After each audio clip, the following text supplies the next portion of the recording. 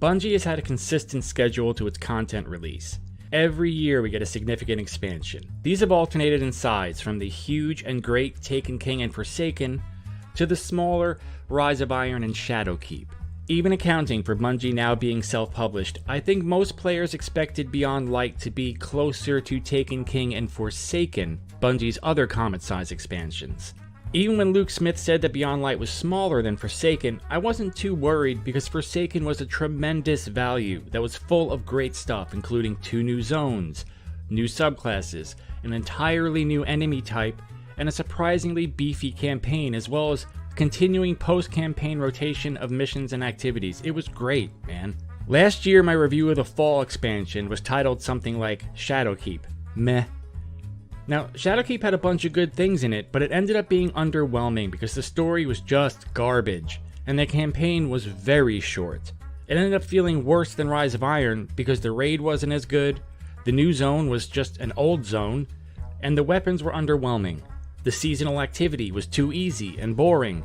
The Altars of Sorrow was kind of fun, but not as good as the Iron Forge, and once again was just plopped into the patrol zone, so you usually had to sit there waiting to get it done. Still, when it came to value, the expansion at least felt like the bare minimum that was required to not make you feel like you'd wasted your money. I didn't love it, but I didn't think it was terrible. It was fine. That's not how I feel with Beyond Light. Far from being similar to Taken King or Forsaken, Beyond Light is a lesser value than Rise of Iron or even Shadowkeep for a variety of reasons. Let's start with the most important. I paid to lose. Every DLC or expansion in Destiny's history has seen the game grow larger. Whether the expansion was great or Curse of Osiris, at the very least, when you logged in on launch Tuesday, you knew that there was now more stuff in the game than there was on Monday. We're now in a brave new world where you get to pay Bungie for the right to have stuff you've already bought deleted or made useless. So cool! Beyond Light deletes planets, strikes, maps, raids, raid layers, modes, and makes the vast majority of our weapons and armor useless everywhere except Patrol and regular Crucible, which is currently unplayable, but we'll get to that later. And what we get in return is less content than we got with our purchase of Shadowkeep. A huge part of this is the fact that the first season of Year 3 was included in the cost of Shadowkeep, but is not with Beyond Light, so the seasonal activity costs extra this time. But it goes beyond that. We lost 7 strikes and got 1 back, plus a higher resolution version of Omnigul. We lost 4 planets and got back Europa and part, but strangely not all, of the Cosmodrome. We lost some of the game's best strikes in this deal. We lost 5 raids, including one that's actually on Earth, so had no actual reason to be deleted, and we're getting back 1. I literally paid for a net loss of content. There's no way to feel good about that.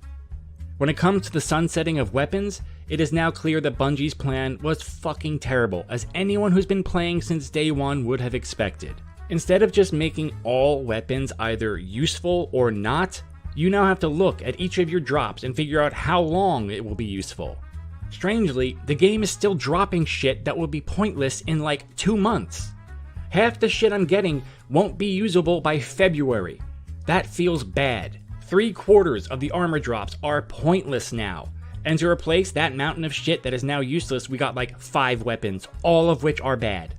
3/4 of the armor drops are pointless now. In exchange, there's 1 vendor set that is shared across all of the vendors but has a different shader on it. Vanguard and Crucible armor is basically the exact same set. This is shockingly lazy, and it feels shitty. Even if the campaign was amazing, the subclass incredible, the weapons fantastic, and the new strike the best ever, it would still be a fact that I paid $50 for the right to have less game today than I did before I paid $50. And unfortunately, none of the new stuff is incredible. The campaign. Destiny's campaigns have been a mixed bag. Generally, the encounters have been pretty good, and the stories pretty bad.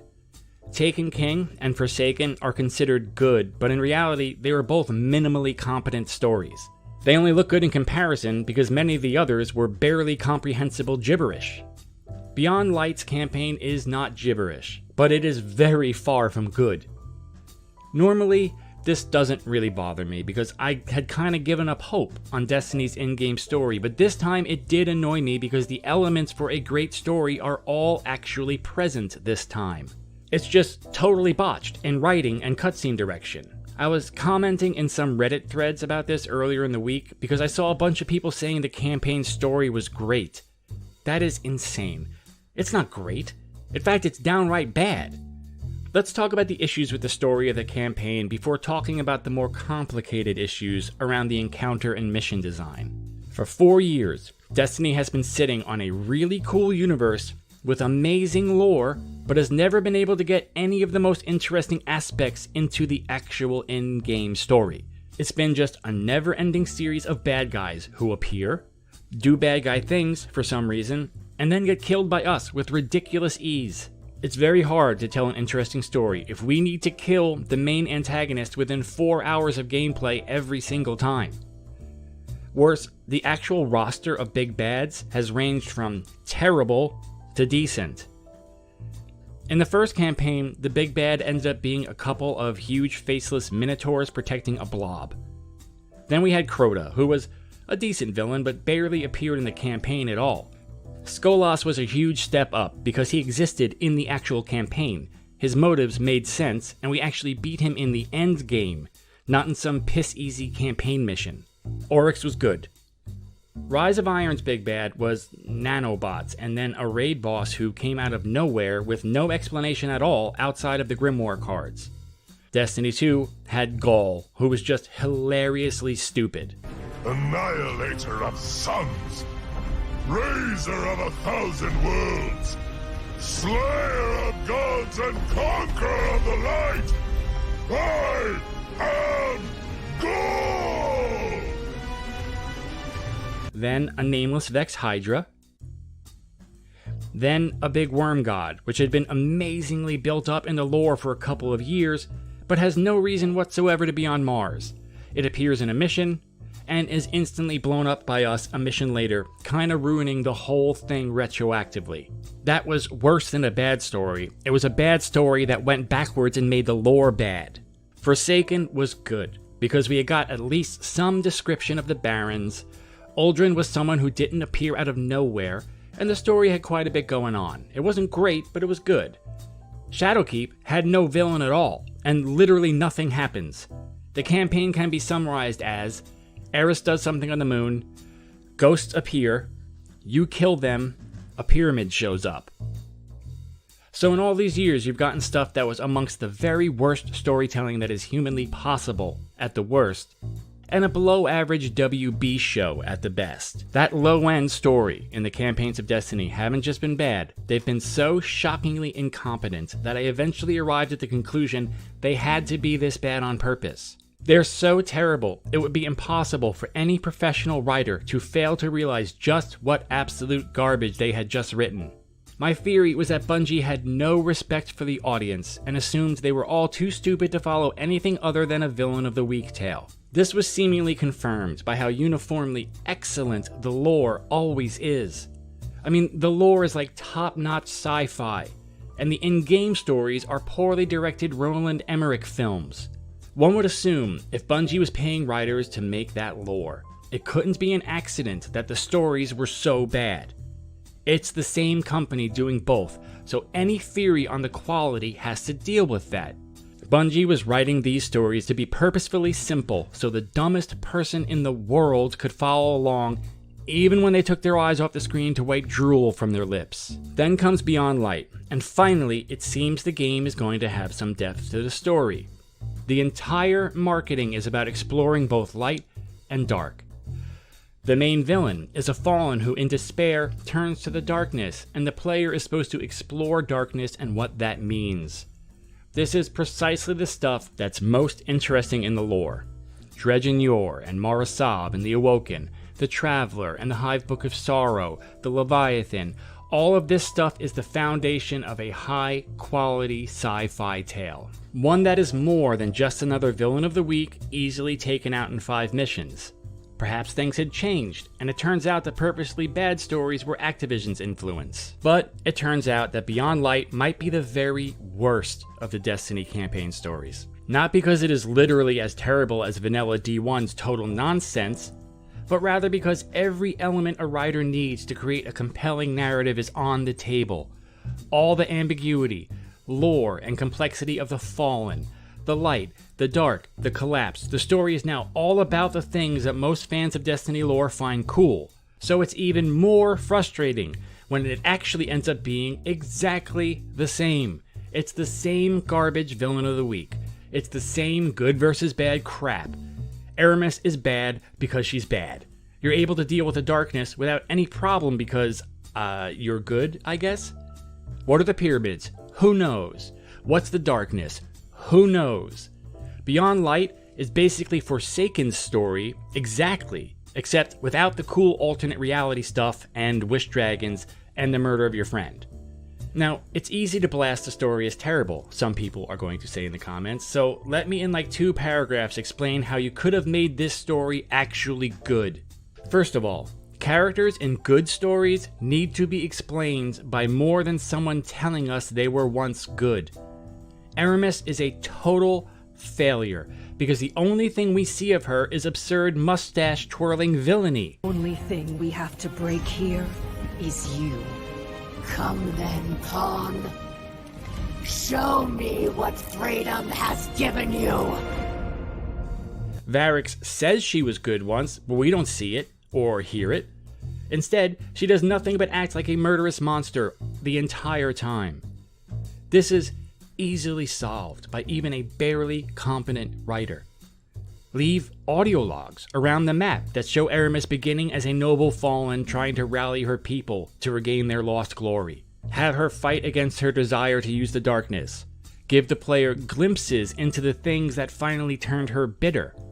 Aramis starts the story angry and violent, and ends it angry and violent and frozen. And the cutscenes themselves are just terrible. I mean, really, the worst they've done. Bad direction, bad lighting, bad animation, bad voice acting, terrible dialogue. It is awful. You could have cutscenes that actually show her struggling with her decisions. Or even better, how about this?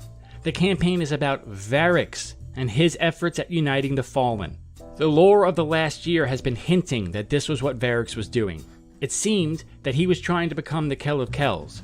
You could have the player helping him try to rebuild and unite the Fallen as an ally against the darkness and the pyramids.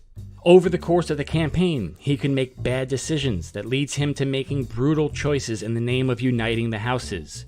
Eventually, he talks you into harvesting the darkness for the good of the solar system, and then it corrupts him. Or do that exact same storyline with Aramis if you want to keep Varix around. Interesting stories require characters that change during them. If the story began with you allied to Aramis and progressed so that you watched her succumb to darkness, it would be far more interesting when you ended up having to fight her. And it would be easier to explain how the darkness corrupts people. If you're going to do a story about how darkness corrupts, we need to see what that means. It would probably mean having to make hard choices that hurt others in the name of helping others. So for instance, needing to kill a bunch of innocent Fallen because you think uniting the houses is the best thing in the end. That's the kind of moral ambiguity you need if you're going to tell a story about darkness and succumbing to power. As it stands, the darkness here is actually just an ice super. Your ghost talks about how conflicted he feels, but as a player you're like, dude, whatever, it's just like my fire super but ice. Like, who fucking cares? What's the problem? Just as importantly, there is no reason to have to defeat Aramis in the campaign. It's impossible to care about anything if every problem is solved in 4 missions. Destiny would be tremendously improved if it told its stories over the course of the entire season. Why even have the fucking season format otherwise? You could tell the story of the Fallen and Aramis over the entirety of the next 6 months, which gives you a ton of time to explore the whole darkness theme. And it gives the characters time to breathe and change and do stuff. And it would actually matter and feel earned when you finally have to defeat her. Finally, there's actually nothing in this campaign about the darkness.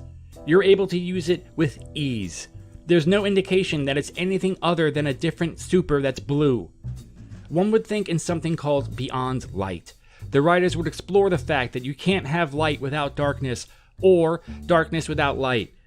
There's a good story about how balance is needed, not fealty to one view. There's a million great stories you could tell with the facts and lore present here, but Bungie fails to even tell one. You find and kill Aramis's lieutenants.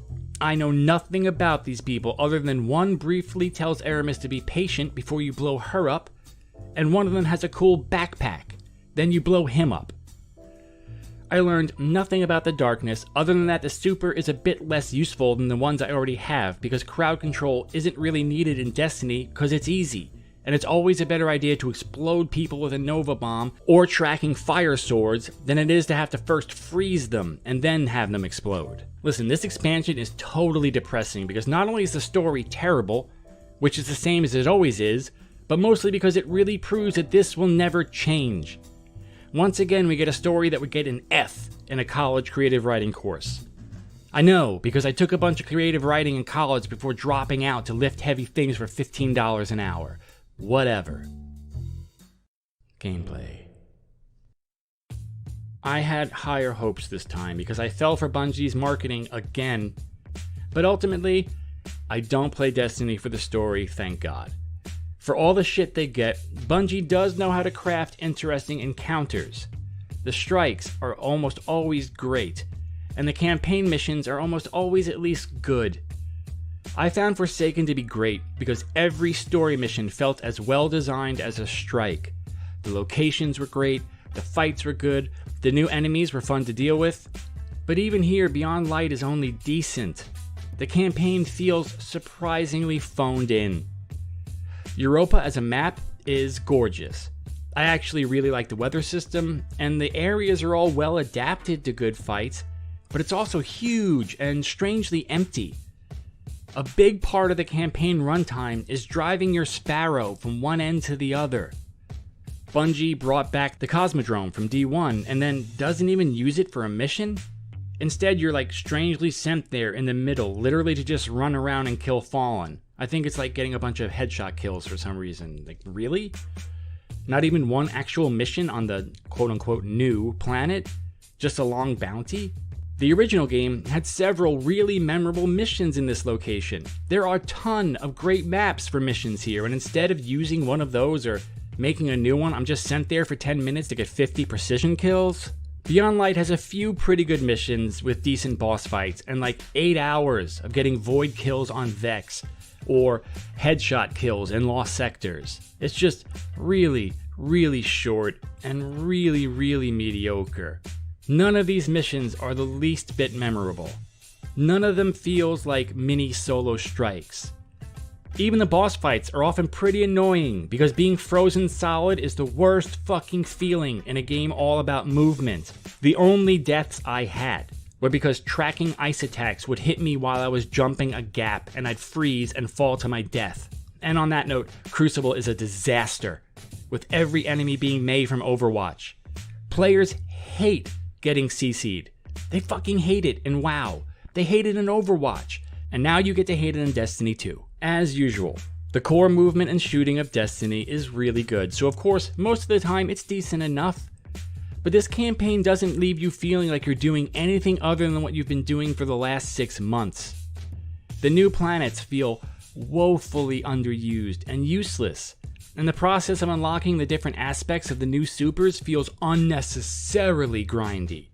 Ridiculously so. Often Destiny 2's campaigns feel great because the game is expert at pushing you through an interesting level with just the right music and enough enemies to make you feel pressured. But here, I don't know if it's a bug, like half the missions have no music going on at all. It's like totally silent. And even by D2 standards, the campaign missions are way too easy. Even when underleveled, it's like comically easy. On your second character, when you're at the right level, it's just way too easy to keep you engaged at all. Players have been telling Bungie they are getting very tired of patrol checklists as missions. And instead of really committing to delivering better missions in their big expensive fall expansion, Bungie instead leaned into it more.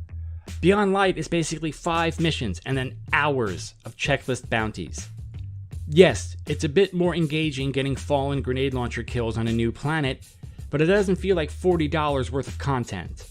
Now, I've seen a lot of people say that you can't judge this without playing the seasonal content, but that is total bullshit and just factually wrong. The seasonal content was an extra purchase this time. Unlike Shadowkeep, it was not included, so I absolutely can judge Beyond Light on what it contained. And for $40, you get fewer strikes, fewer raids, fewer planets, fewer guns, fewer armor sets, 5 missions, 1 new strike, 1 old strike, and a bunch of bounties. This is the first of the big expansions that is less than the minimum viable product. It feels like I have been ripped off. And even the stuff that is here is really underwhelming. Probably the least interesting mission design since Curse of Osiris. The expansion is not as good as Rise of Iron or Shadowkeep, even though it's releasing on the schedule of Taken King and Forsaken. It is massively disappointing. Finally, Bungie really needs to figure out how to create more interesting missions. They could benefit from devoting a ton of time to creating a procedural mission generator. Europa is an amazing map, so some system that created random encounters and boss fights within each map would be a way to improve the replayability of each planet. Doing the same below average mission 3 times a week per character for the next 3 months for a loot pool that is basically shit now is not going to keep me playing very long. This doesn't mean Destiny should be Warframe. One of the best things about Destiny is the really impressive handcrafted levels, but a system that rotated enemies and bosses randomly on Europa into missions would be great. As it stands, it's just a huge, wonderfully designed map that doesn't serve a purpose. D2 is still a great shooter, but when an expansion has a bad story, a total fucking disaster when it comes to loot, less content than the game had before you bought it, and missions that aren't as good as the last few expansions, something has gone very wrong. Beyond Light is the first time I feel like I didn't get my money's worth from a fall expansion, and that is a really bad sign moving forward. Alright, up next will either be Miles Morales, which is great, Godfall, which is pretty good, or AC Valhalla, which I do not like at all. Thanks for coming. I'll see you